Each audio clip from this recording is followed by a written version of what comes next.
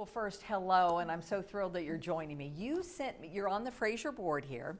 You had sent me an email, a couple months ago, I guess. And in that email, you talked a lot about your life and said, I don't know a lot about you. Here's a little bit about me. And send me something about you. And I was so impressed with that, A, because I love that you took interest in knowing more about me. Secondly, your story, Clarence, was so compelling to me. Horse Cave, Kentucky, a two-room house. You slept on the floor. To say humble beginnings is probably an overestimate, right?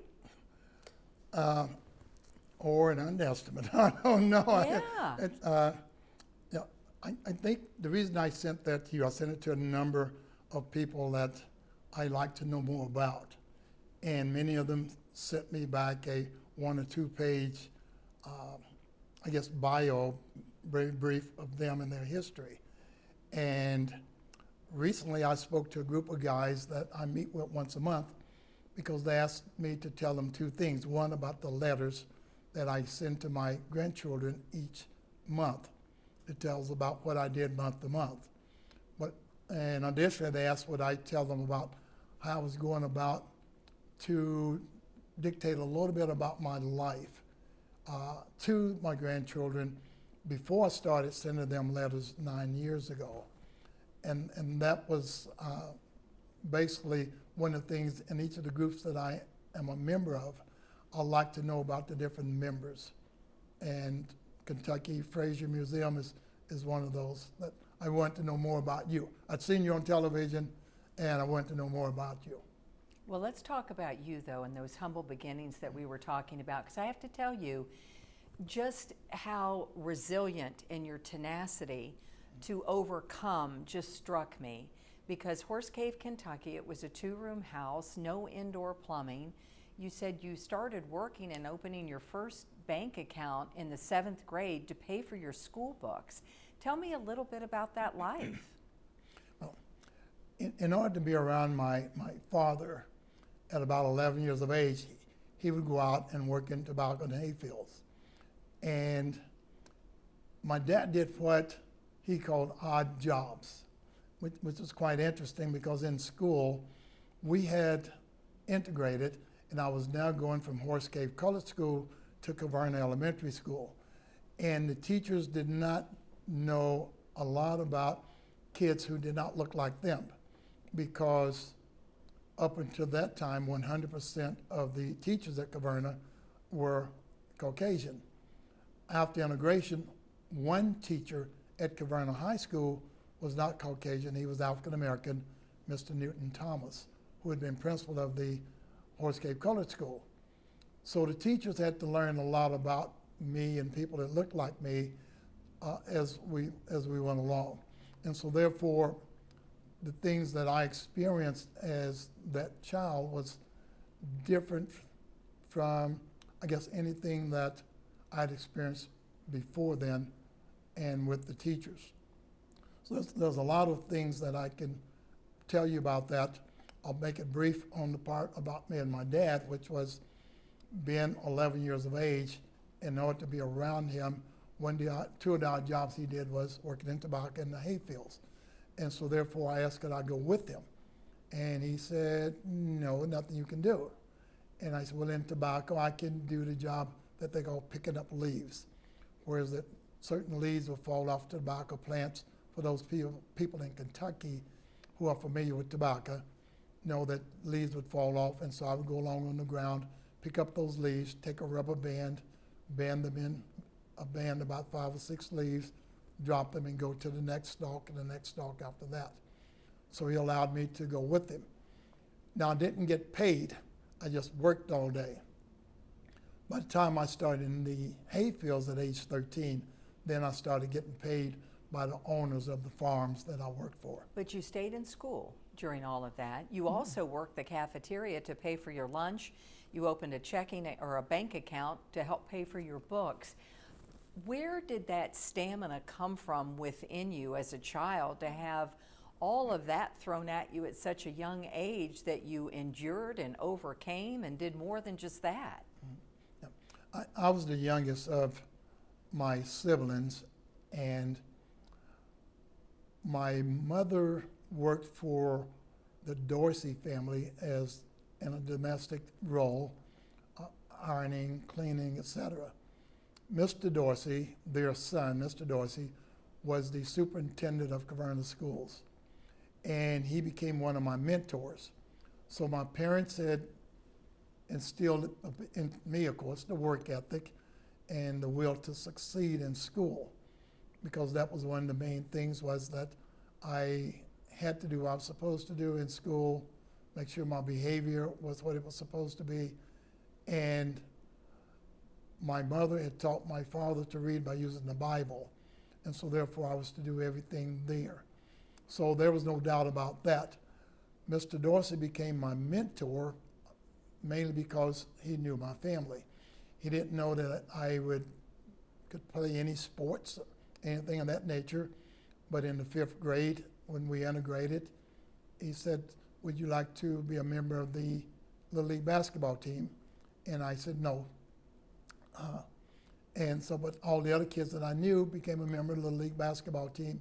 In order to be around them at that time, my friends, I joined the Little League basketball team. And it worked out for you, just a little bit, right? It worked out. It worked out well.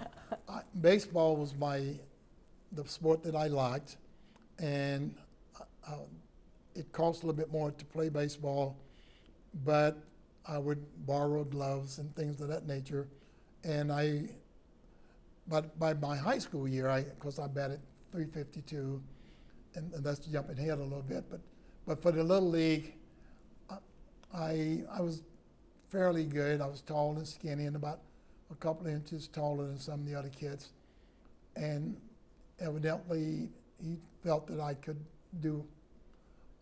have fun and maybe do well also. So you ended up also playing basketball. Fast forward just a little bit, you ended up going to Western Kentucky. You helped take the team to the Final Four. What was that like, and how was that transition? Because going to Western was a decision too, but you're from Horse Cave, so Western seemed like it would be a good fit for you. WKU, Western Kentucky University, was a good fit. One of the greatest things that I felt that ever happened to me growing up and being a basketball athlete was being selected for the Kentucky All-Stars. That surpassed anything else, and going to Western turned out, but that at that time it's different from it is today. So therefore, going to Western, being a member of the Kentucky High School Basketball All-Stars was the greatest thing, because there was only one Caverna player that ever had done that before. And this singled me out as one of 12 kids in the Commonwealth of Kentucky that was looked upon as being the best of the best for that state. We got our letter from the governor. We were treated like royalty. We got to stay 2 weeks here in Louisville in the Brown Hotel, and we got to compete against Indiana. And that kind of solidified my name across the state, from Pikeville to Paintsville to Orangeburg to Horse Cave, that I was supposed to be one of the best. With that taking place, then of course, the University of Louisville, the University of Kentucky, Coach Hall came down. He was an assistant coach under Coach Rupp. Coach Dromo from University of Louisville. But I, of course, had decided to go to a major university outside of Kentucky. And that was my choice because they had a good business administration program. I only changed to go to West Kentucky University at the very, very, very last second. And tell me a little bit, because during your tenure there, I mean, they started 5 African Americans, and that really caused a little bit of a ruckus, right? Yeah. My sophomore and junior year, I got to compete quite a bit. My coach, John Oldham, asked, "Would you like to be a starter?" And of course, in my heart of hearts, I'm thinking, of course I would want to be a starter. My words, just as they did when I was in high school, my words to him were, "Whatever you think is best for the team." And he said, "I think it'd be best if you come off the bench." And so, of course, I said, "Yes." whatever you think that I can help the team best. And it turned out to be best for me too, because had I been a starter at the beginning of my career at WKU as an athlete, then I would have been one of the 5 starters. I came off the bench and I became a John Havlicek with the Celtics. I was deemed super sub. And so therefore, when one of our best athlete, Jim McDaniels, made the headlines in our very first game because of the excellence he played, my name was also mentioned in the headlines of the very first game we played because it said super sub Clarence Glover, and then in the context of the article it said, and then entered super sub into the game. My senior year, I was a starter, and Gary Sunmaker, who lives in Louisville, was also a starter at guard. Gary sustained an injury midway up during the season. Rex Bailey, who was a junior, we had 2 or 3 athletes that could replace Gary. 2 of them were Caucasian, 1 was African American. Coach Oldham decided to go with the African American because he felt he could best help the team in that position, and we wanted to win a national championship. He showed me years later a box of hate mail that he had gotten along with death threats. He was called into the president's office, not by the president, but by one of the board of regents, and said, "I heard you're going to start 5 colored boys or Negro," I don't know which he said. And Coach Oldham said yes. And the regent told him, I am against that.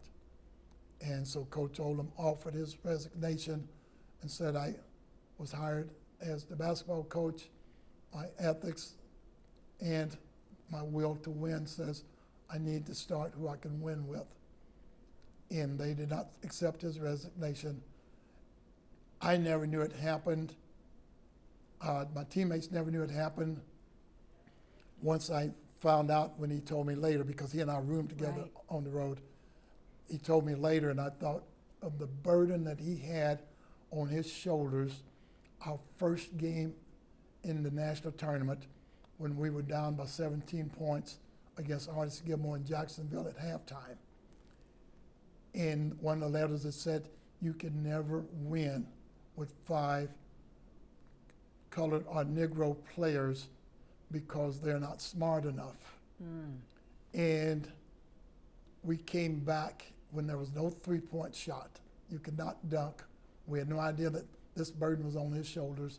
And we came back to win by 2 points on what we call the Clarence Glover shoestring play, which was an impromptu play at the end of the game, and we won by 2 points. And I read about that play. And the burden that he had on his shoulders, I thought that he never placed on us. Wow. Had to been very heavy. Did you feel that burden at all? He felt it, obviously, and got those letters, but did you feel it by anything that you saw or heard? There was none whatsoever to me because I had no idea that he had received those letters. We averaged over 13,000 people a game. So if one person who was at Regent did not attend the game, we never knew it because we seated 12,800 and they let another 1,000 stand around the top of the arena that did not have seats. So we never knew that anyone was missing because people squeezed in Right. and they lined up an hour before the game just to come to see us play. Well, obviously, race was a factor then, still is today. Your thoughts on that, about where we are as a country when it comes to race? It appeared that we had made great strides. I feel that we have made strides in not overcoming racism because racism to me is a government-generated label. If you're African American, if you're whatever, because when a child is born, they don't know any of that. They just know that everyone are people. And it was beneath the surface for many years, and a few years ago, it was given permission to resurface. And so therefore, we're moving back to the way we were in the 50s. I'm just hoping that it does not continue at the pace it is to get there. Let's talk a little bit. I want to just jump forward after that with Western Kentucky. You ended up being 10th overall in the country, first round for the Boston Celtics. But what amazed me is after the Boston Celtics, you got a master's in education. Education is central to who you are. Where did that come from, and why was that important to you? To me, education is similar, if not exactly, as Malcolm X said, that education is our passport to the future, because tomorrow belongs to those that prepare for it today. And that was basically what I was doing for me and my students in Boston. And that was what I expected of myself. My parents probably did not expect more, because I'd graduate from high school, I'd gone to college at Western Kentucky University. So me attending school in Boston for a master's, or working on a doctorate at IU, or on my work at Butler University in Indianapolis, was all just extra icing on a cake that since they did not have high school educations, really didn't matter to them at that point, because they knew that I had the tools for survival, regardless of if it was in a tobacco field or if it was in a Harvard library, and Harvard allowed me to use their library. What do you think is the moral of your story?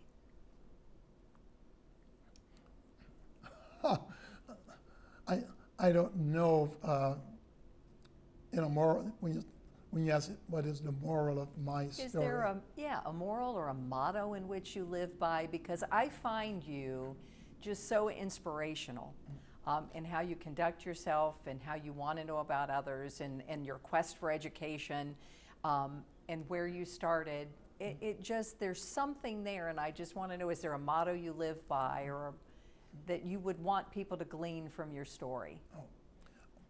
Well, no, that's probably something I would like for them to know about me. I spoke recently, about 2 Saturdays ago, to the inductees, not to the audience, but to inductees of the Kentucky High School Basketball Hall of Fame. And I said to them, congratulations on the success that you've had in being inducted into this prestigious Hall of Fame.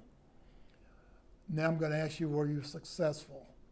I said, because if you scored a great number of points, if you had a lot of rebounds, but if you ask your teammates then, would they go back and do it with you again? And if they said no, then were you successful? I said, my feeling of success is that if I've been able to help someone somehow, somewhere, and I don't want anything back from it, then I've been successful, because I know that the people that helped me in the past and did not want anything back from me, that they were successful because I'm the product of their success. I love that definition. That's fabulous. I hope they listened. Many of them came to me afterwards and said, thank you. No, that's amazing. I want to talk to you, last thing I want to talk about, you had told me in that email that each month you write your grandchildren a letter. Tell them a little bit about you, ask about them a lot, because that's just how you are. You're always wanting to know about that other person and where they are in life. What made you decide to start? It's really kind of an oral history, which is what I loved of it. It's all these different letters that you write each month, and then you put them together in a big binder that we're going to show people. What made you get started with doing that to all of your grandchildren? I started the letters because I realized that my grandchildren do not know a lot about me, because actually my children do not know a lot about me. I married at a very young age, my freshman year of college. I actually divorced because we went in separate ways shortly after college. And it it was best for both of us, I felt, because we were going in different directions. We had, excuse me, and we had different aspirations. With that in mind, I knew that my grandchildren did not know a lot about me. My children knew, things they knew about me were from people in our hometown where they resided, and that was why he's the greatest thing since sliced bread. 90% of people said that, and I think 90% of people felt that. But when you get a divorce, many times, I apologize again, many times people that you get divorced from may not feel exactly the same way about you. And so therefore, I knew that they may have had conflicting views because they go, oh, there's my father, that's my dad. And then someone else may say, oh, there's your father, there's your dad. So I started writing them letters about what I do each month and asking what they do. With that in mind, knowing that they still only knew what I did now, that's when I said I need to go back and bring them all the way up to date. I need to go back and let them know that as an 8th grader, I returned home to see my house burning to the ground because of a potbelly stove. Sparks came out. I needed them to know that as a sophomore in high school, I came home from a basketball game, and again, I was homeless again with only the clothes I was wearing because that house burned down.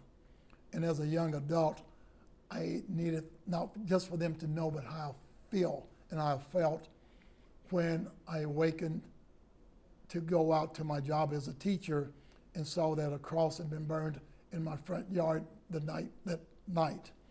So I needed for them to know all of those things, the good, the bad, which was the bad, or as a teenager, when an officer pulled me over and I showed him my driver's license and he looked at his partner and says, damn, he has driver's license. And I looked at my friend who was in the car with me and I said, well, why would I be driving without driver's license? I did not know the depths of what racism really was. And so, but I also needed them to know how joyful I felt when I became a Kentucky All-Star. So I needed for them to go the whole picture of how I felt, not just what happened to me, but how I felt about it. What are you hoping they glean from these letters, learning about this first person? I think it's a wonderful gift that we should all be doing. And the fact that you were doing it, I was like, we need him to talk about this and encourage other people to do it. What are you hoping they glean from your letters? That I want them to see me as a person and as their grandfather, and not when they walk into Caverna High School and they see my jersey retired, being the first jersey of any sport in the history of the school to be retired, or to see the basketball court just called Clarence Court. And I want them to know that there's a person behind that name that's not everything that they see in the newspaper. Well, when my daughter called me from Boston, who was she's my daughter from my another marriage, and she said, and she's in medicine, and she said, before she got married, she said, my boyfriend here, we're at Boston Gardens. I didn't know that you were a #1 draft choice.